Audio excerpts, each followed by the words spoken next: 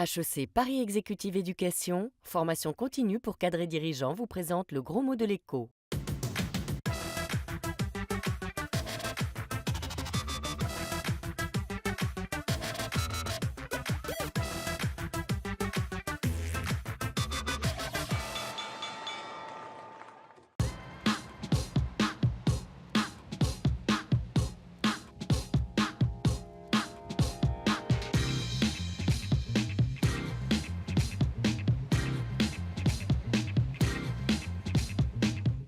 Bonjour et bienvenue dans le gros mot de l'écho. Cette semaine, on commence par une question. Comment ont fait Steve Jobs, Bill Gates ou Mark Zuckerberg pour créer Apple, Microsoft ou Facebook?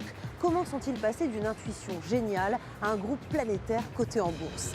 À un moment de leur croissance, ils ont fait appel au capital risque, ou venture capital en anglais. Mais en français, qu'est-ce que ça veut dire exactement?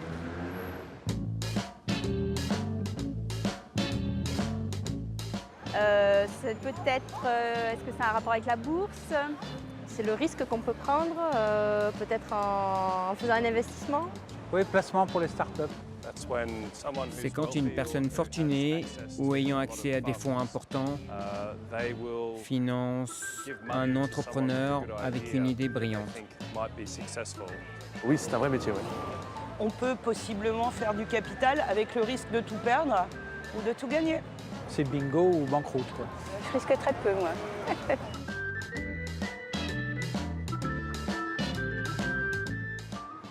Notre guide aujourd'hui dans le monde très feutré du capital risque, c'est Olivier Younes, prof de finance et conseil auprès des fonds d'investissement.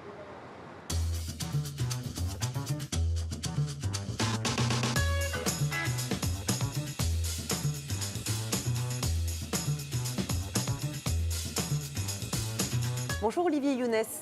Alors première question, le capital risque, qu'est-ce que c'est?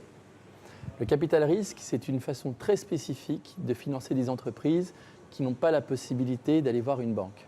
Ce sont en général des entreprises technologiques qui ont de grandes ambitions, qui parfois ne font pas encore de chiffre d'affaires et qui doivent par conséquent trouver des actionnaires capables de les accompagner. Ça n'est pas un prêt, on rentre au capital, c'est ça la spécificité. Et effectivement, l'entrepreneur n'a pas de cash à rembourser, il n'a pas d'intérêt à payer. En revanche, il accepte un copropriétaire et donc il accepte de faire de la place au sein de son capital. Et quel intérêt pour le capital risqueur d'aller dans une entreprise qui ne gagne pas encore d'argent? Il y a des entreprises qui ont permis à leurs actionnaires venture capital ou capital risqueur de faire x10, x20, x30 sur leur mise. Et là, forcément, les retours sur investissement sont sans commune mesure avec ce qu'une banque ou un investisseur plus tardif sont en mesure d'espérer. Mais c'est au bout de combien de temps que ça se passe? Donc, en moyenne, la durée de détention d'une entreprise au sein du portefeuille est de 5 ans. Si on perd au capital risque, qu'est-ce qui se passe? L'échec absolu, c'est que la société disparaisse. Et à ce moment-là, tout le monde a perdu les mises qui ont été injectées dans l'entreprise.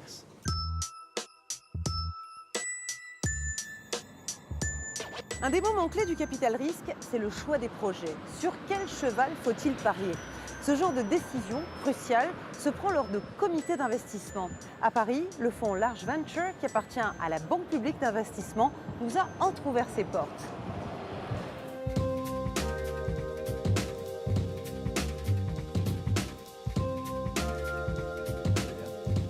Vous êtes le directeur général de BPI France. Oui. Et là, nous avons devant nous un comité d'investissement. Voilà. Donc c'est vraiment le moment d'avoir du flair aujourd'hui parce que vous allez choisir les chevaux en quelque sorte sur lesquels vous allez miser. D'abord, c'est collectif. Vous voyez, il y a du monde. Hein.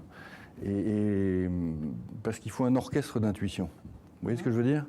Donc chacun s'exprime. On est sur des sommes élevés ici. Hein. On parle de 10, 15, 20 millions d'euros. À la fin, on débat et on prend une décision. Et donc on regarde quoi? Parce que ce sont des sociétés qui ne font pas encore de profit, ce n'est pas encore des sociétés bénéficiaires. On regarde beaucoup la pertinence du produit, la manière dont il est perçu par les clients, la croissance, la capacité qu'a l'entreprise de générer un profit par unité de produits vendus. Hein. Ce n'est pas parce qu'elle ne le fait pas aujourd'hui qu'elle ne peut pas le faire. On peut décider qu'elle nous a convaincus qu'elle allait le faire. Ben, écoutez, je vais vous laisser donc décider. Merci beaucoup, messieurs et mesdames. Merci, Nicolas Dufourcq. Merci à vous. Et puis voilà, bon travail. Merci. Là, c'est côté investisseur. Mais côté entreprise, quel est l'apport du capital risque? Venez avec moi.